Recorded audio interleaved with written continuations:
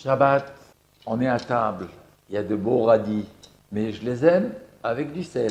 On n'a pas le droit de prendre 2, 3 radis et de mettre du sel, un seul.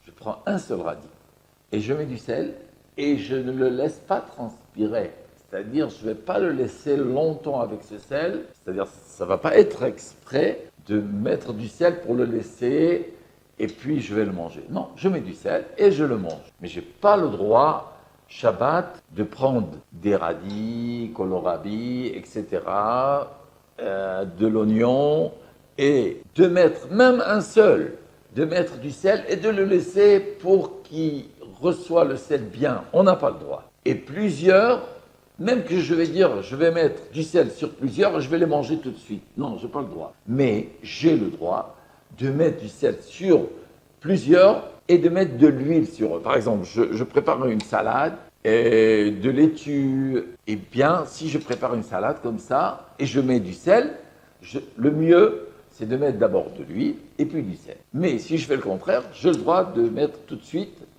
l'huile et qui va apaiser la force du sel et ça va être permis. Les tomates rouges, on a le droit de mettre du sel parce que c'est seulement le goût du sel qu'ils vont recevoir, mais ça ne les transforme pas, ça ne leur change pas leur nature. Alors, les tomates rouges, pas les tomates vertes. Les tomates vertes, ils se font en conserve.